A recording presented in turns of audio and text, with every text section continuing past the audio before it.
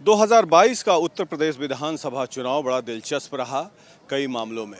योगी आदित्यनाथ उत्तर प्रदेश के पहले ऐसे मुख्यमंत्री हैं पिछले 30 साल में जो लगातार दूसरी दफ़ा निर्वाचित होकर मुख्यमंत्री के रूप में आए हों और उनकी पार्टी की प्रचंड विजय हुई हो।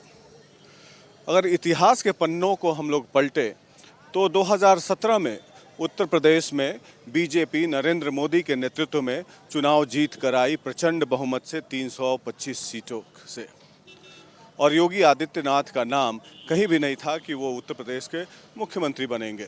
मुख्यमंत्री के रेस में दिनेश मौर्य, मनोज सिन्हा और कई अन्य नेताओं का नाम चल रहा था। योगी आदित्यनाथ चूँकि हिंदूवादी छवि के नेता थे और बीजेपी एक हिंदुत्व का चेहरा भी रखना था उन्हें, तो उनको लेकर एक रिस्क लिया और योगी आदित्यनाथ मुख्यमंत्री बना दिए गए।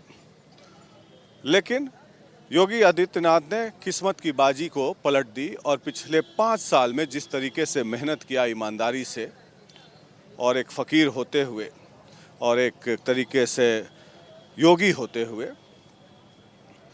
तो ये दर्शाता है कि अगर आप मेहनत करते हैं, ईमानदारी से अपना काम करते हैं, गरीबों की सेवा करते हैं, तो जात पात धर्म सब त्याग कर लोग आपको स्नेह और प्यार और आशीर्वाद देते हैं और वोट भी देते हैं, जिसका फल मिला योगी आदित्यनाथ को 2022 के विधानसभा चुनाव में, जिसका परिणाम आज घोषित हुआ। इस चुनाव के कई मायने हैं। चुनाव के पहले लखीमपुर खेरी कांड हुआ, हाथरस कांड हुआ, योगी आदित्यनाथ पर कई आरोप लगे कि जातिवादी हैं, वो राजपूतों को काफ़ी समर्थन करते हैं, और यूपी बिहार के इलाकों में अगड़ों पिछड़ों की राजनीति चलती है। चूँकि योगी आदित्यनाथ क्षत्रिय समुदाय से आते हैं तो बड़ा आसान था यहाँ पर लोगों को बैकवर्ड फॉरवर्ड का पॉलिटिक्स करने का, जो अखिलेश यादव के द्वारा कोशिश भी की गई और एक बैकवर्ड अलायंस बनाने की कोशिश की गई। बीजेपी से निकले ओम प्रकाश राजभर, स्वामी प्रसाद मौर्य को लेकर उन्होंने एक संगठन बनाया, अलायंस किया और बैकवर्ड को गोलबंद करने की कोशिश की।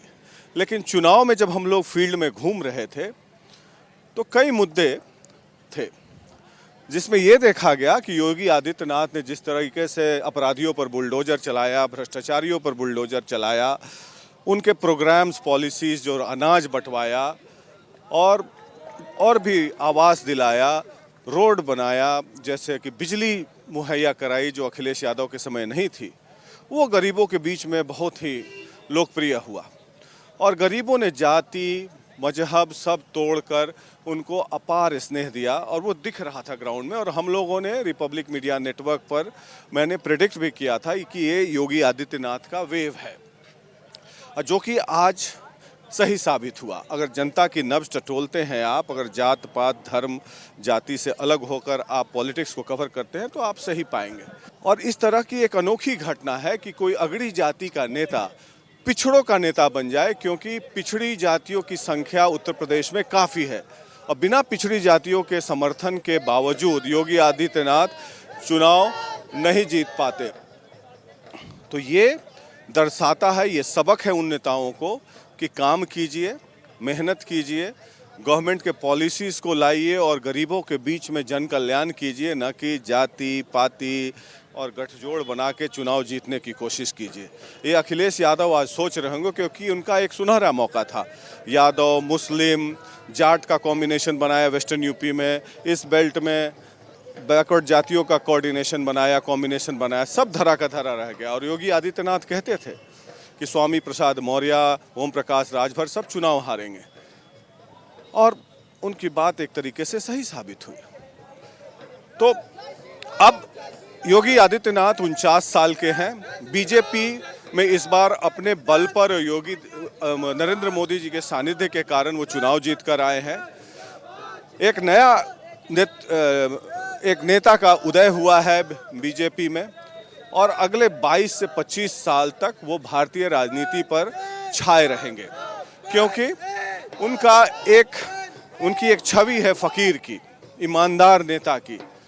और देश में कई ऐसे कुछ कम ही नेता ऐसे हैं जिन पर कोई आरोप न लगे हों। उसमें योगी आदित्यनाथ हैं, नरेंद्र मोदी हैं, नीतीश कुमार हैं, नवीन पटनायक हैं, जिन पर कोई आरोप नहीं लगे हैं भ्रष्टाचार के।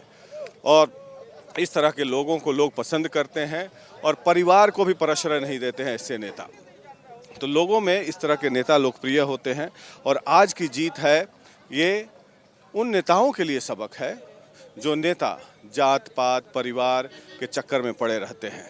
तो अखिलेश यादव को सोचना होगा। और दूसरा संदेश राष्ट्रीय मानस पटल पर यह भी गया है, पंजाब में आम आदमी पार्टी की प्रचंड जीत ये संदेश देता है कि कांग्रेस को जनता ने नकार दिया है और आम आदमी पार्टी एक तरीके से कांग्रेस पार्टी की अल्टरनेटिव बनती दिख रही है।